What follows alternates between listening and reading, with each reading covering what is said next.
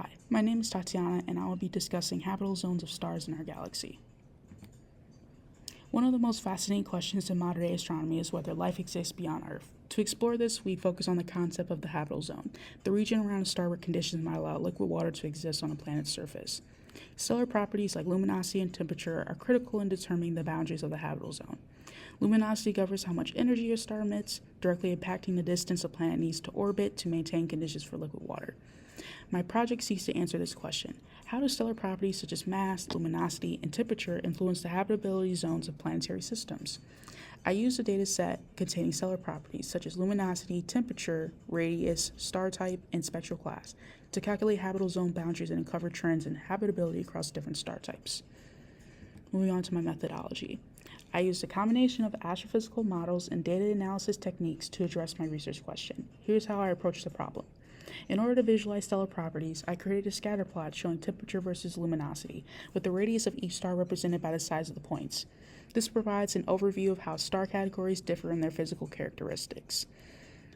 Analyzing the relationships a little bit more by making a correlation matrix, I calculated a correlation matrix to quantify relationships between luminosity, temperature, radius, and absolute magnitude.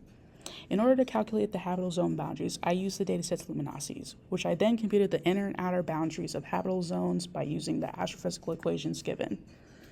In order to visualize habitable zones, I plotted habitable zone boundaries against stellar temperature to observe trends across different types of stars.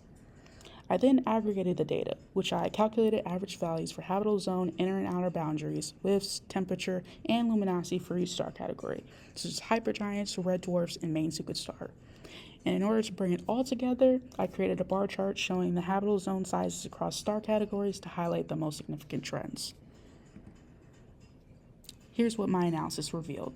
For the first graph, which is temperature versus luminosity with radius as size. As expected, stars with higher temperatures tend to have larger radii and high luminosities. Hypergiants dominate the upper right corner, while smaller stars like red dwarfs cluster in the lower left. For the second graph, which is the correlation matrix, this heat map quantifies relationships between temperature, luminosity, radius, and absolute magnitude. There is a strong positive correlation between temperature and luminosity, which is consistent with Stefan Boltzmann law. And there is a similar trend between radius and luminosity. Absolute magnitude shows an inverse correlation with these properties, as brighter stars tend to have lower magnitudes. Moving on to the third graph, which brings in habitable zone boundaries versus temperature. This scatter plot reveals how the inner and outer habitable zone boundaries expand with increasing stellar temperature. For cooler stars like red dwarfs, the inner boundary can be as close as 0.05 AU, while for hypergiants, it extends beyond 500 AU. Moving on to the aggregation chart. This chart aggregates mean values for habitable zone boundaries, widths, and stellar properties by star type. Red dwarfs have compact habitable zones with widths around 0.1 AU, while hypergiants have zones exceeding 200 AU. Main sequence stars like the Sun provide moderate and stable zones, roughly 1 AU in width. And of course, the last graph, which is a comparison of habitable zone boundaries across star categories.